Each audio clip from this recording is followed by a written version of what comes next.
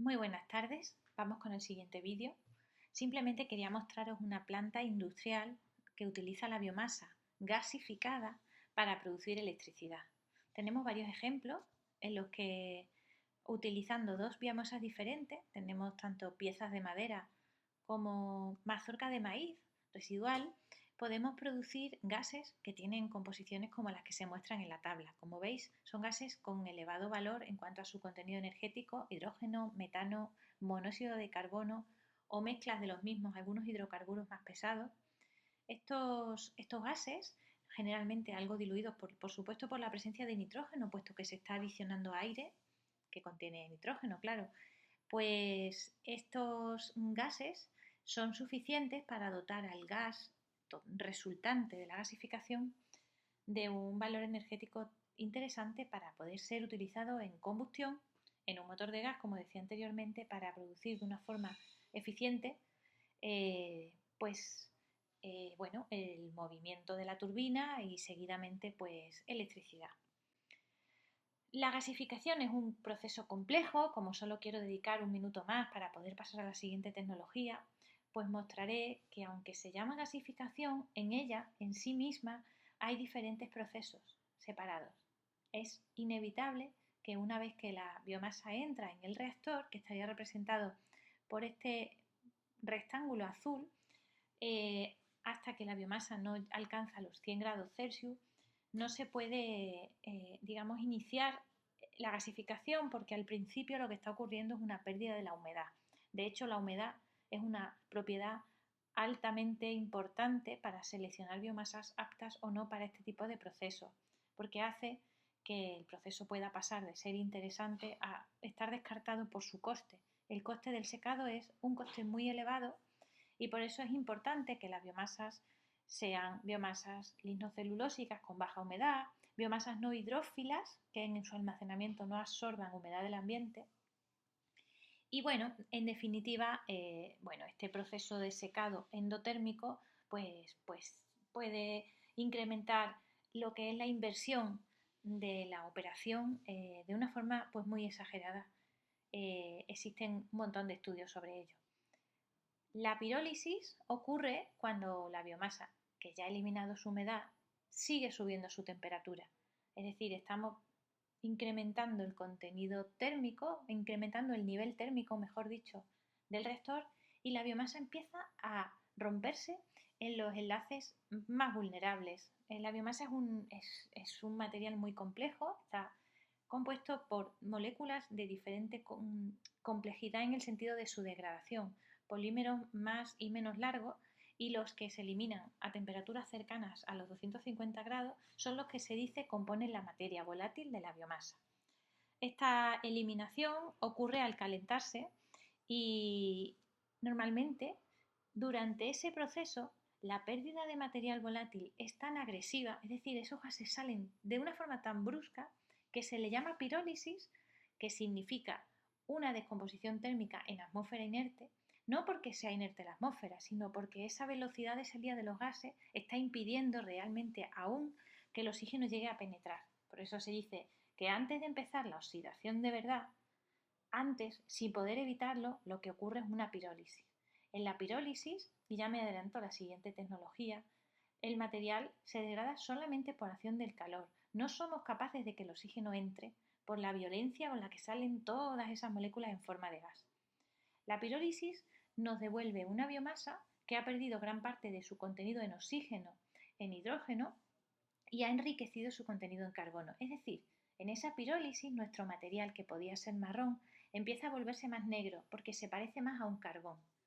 Es después de esa eliminación de materia volátil cuando ya sí el oxígeno disponible va a poder penetrar la estructura de la biomasa y va a empezar entonces la oxidación. Es decir, en ese momento podemos tener una reacción exotérmica. Aquí podemos permitirnos utilizar el calor generado como parte del aporte, porque hasta ahora hemos tenido que estar alimentando de energía el reactor.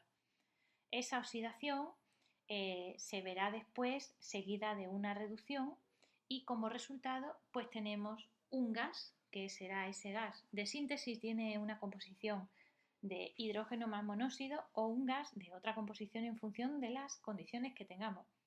También tendremos un producto que son las cenizas. A veces de una gasificación todavía sale un poquito de carbón, pero eso no sería deseable. Lo deseable sería que solo quedase la ceniza. Indicaría que hemos llevado todo el carbono, digamos, oxidable a la forma gaseosa, que es de lo que se trata. Entonces, como decía, todo depende de las condiciones. De esto trata la investigación que hemos hecho en mi grupo muchos años.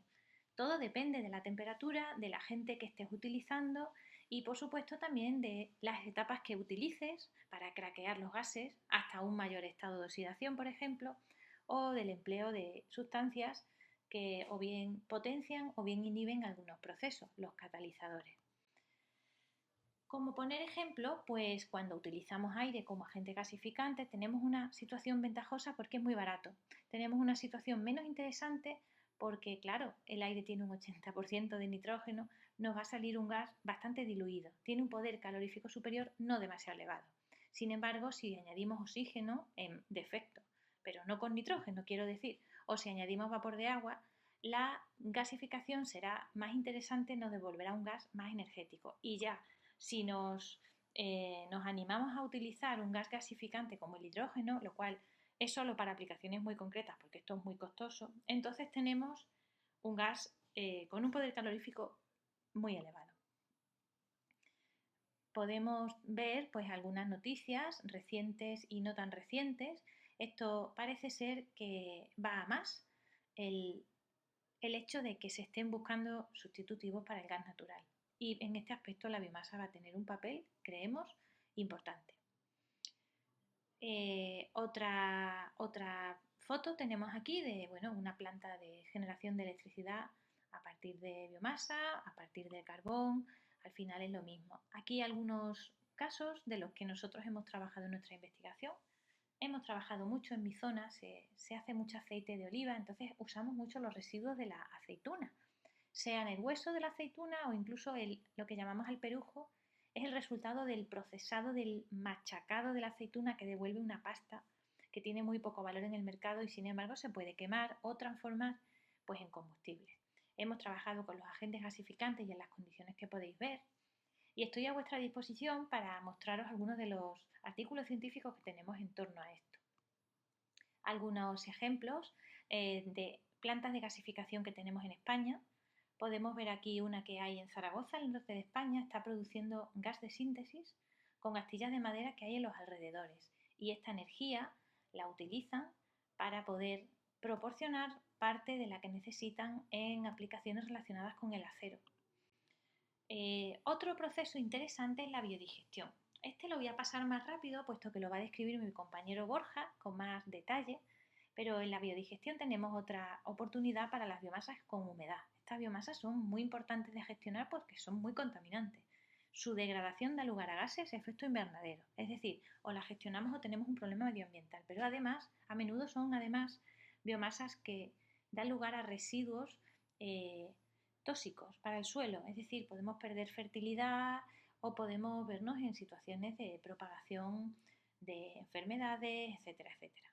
La biodigestión, como bien he indicado, la va a describir mi compañero, así que la salto un poquito, solamente indicar que es sencilla y no es muy exigente en términos de costes, pero tiene, digamos, un tiempo de operación más lento. Como indiqué previamente, se trata de introducir el residuo húmedo en un lugar estanco bajo la acción de microorganismos a temperatura moderada para que estos microorganismos degraden a esa biomasa y produzcan metano. Como decía, la describirá con más atención mi compañero. Voy pues a la pirólisis, que también es una técnica en la que he trabajado mucho porque parte de mi investigación se ha centrado en la producción de carbón, bien como tal o bien como precursor de otros materiales más técnicos llamados carbones activados. La pirólisis es parecida a lo primero que pasa en la gasificación, es decir, en la pirólisis nos gusta que la biomasa cambie, que modifique su estructura y su composición, pero no queremos quemarla, queremos llevarla a una forma más estable.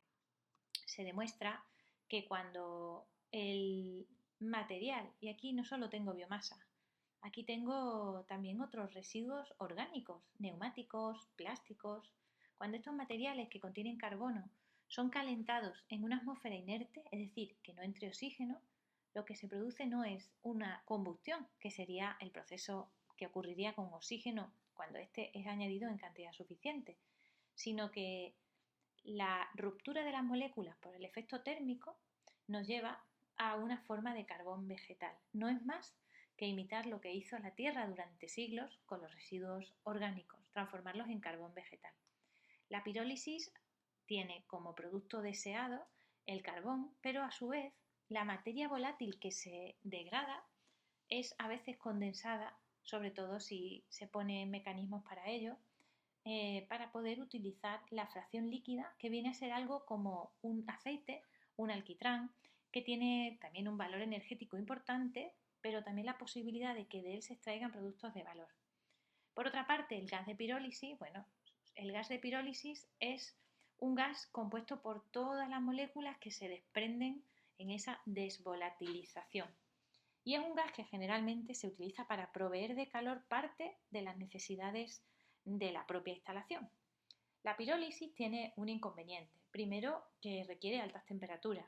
Segundo, que genera gas. Es decir, estamos utilizando biomasa y estamos perdiendo por la chimenea parte del carbono de la misma.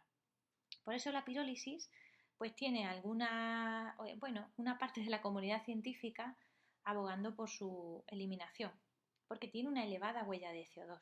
También es cierto que los carbones que se obtienen mediante pirólisis son materiales muy estables, grafitizados, que permiten hacer uso en numerosas aplicaciones. He dicho carbón activado y puedo indicar otras muchas como electrodos, por ejemplo, en baterías. Entonces, bueno, pues hablando de la pirólisis, no quisiera irme sin hablar de lo que se llama pirólisis húmeda o hidrocarbonización. La hidrocarbonización se ha convertido para mi grupo de investigación en uno de los centrales temas de interés en la actualidad. La hidrocarbonización describe un proceso donde agua, es utilizada para carbonizar una biomasa. Es muy sencillo. Cuando nosotros introducimos a la biomasa en agua y calentamos el agua empieza a adquirir propiedades de disolvente. Esto lo podemos ver fácilmente y me gusta poner este ejemplo siempre en clase cuando estamos tratando de arrastrar el aceite, por ejemplo, en la cocina cuando estamos lavando un plato. El agua caliente arrastra mejor el aceite. Significa que el agua caliente se vuelve un solvente. Y si además de caliente el agua tiene elevada presión, lo cual lo podemos hacer en un recipiente estanco, pues entonces el agua pasa de ser un agente degradante. Pasa a hacer la función de transformar a la biomasa en un carbón a costa de disminuir sus proporciones de otros elementos, concretamente el oxígeno y el hidrógeno. Ese material que se obtiene por hidrocarbonización es un material parecido al carbón que se obtiene por pirólisis, con algunas diferencias en las cuales desgraciadamente no tenemos tiempo para entrar. Pero es un material con una química superficial, es decir, con un montón de grupos químicos en su superficie muy interesantes que permiten una posterior activación para hacer carbones activados. Estos carbones son materiales que tienen agujeros, literalmente tienen agujeros diseñados para poder descontaminar efluentes, aguas o gases. En este aspecto también tenemos una amplia trayectoria para descontaminar aguas residuales, con compuestos orgánicos, con metales pesados. Hemos trabajado con gases, con los efluentes de centrales nucleares, con isótopos. Es muy fácil aplicar el carbón activado porque es un material que se puede diseñar a base de investigación para satisfacer una aplicación determinada. Aquí estamos viendo pues, un ejemplo de un proceso de absorción. Y finalmente, en los procesos de absorción pues, se están encontrando cada vez más y más aplicaciones. Aquí en esta imagen con la que me gustaría despedirme podéis ver el uso de carbón activado para depurar aguas en aplicaciones domésticas como jarras de las que podemos disfrutar fácilmente. Tenemos mascarillas para filtrar gases, mascarillas para filtrar pues, patógenos, fue el caso del COVID. Tenemos el uso de carbones activados en aparatos de aire acondicionado. Tengo ahí una imagen de centrales nucleares, pero cualquier central que genera gases suele tener entre sus procesos de depuración de gases el uso de carbón activado. Se está utilizando cada vez más en aplicaciones médicas para absorber, por ejemplo, sustancias tóxicas en el estómago, para utilizar tiritas para poder cicatrizar mejor heridas, se utilizan en peceras para limpiar el agua, podemos encontrarlo ya como colorantes alimenticios.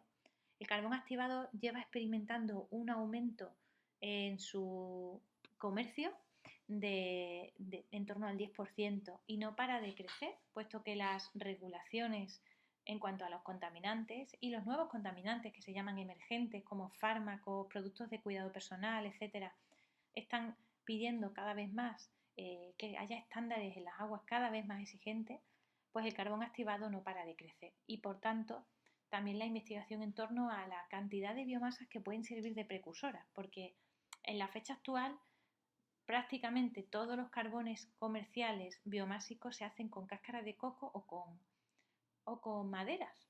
Entonces, bueno, pues parte de la investigación de nuestro grupo también está en torno a diversificar los materiales biomásicos, especialmente si son residuales, que permiten garantizar un buen funcionamiento de un carbón activado producido a partir de ellos.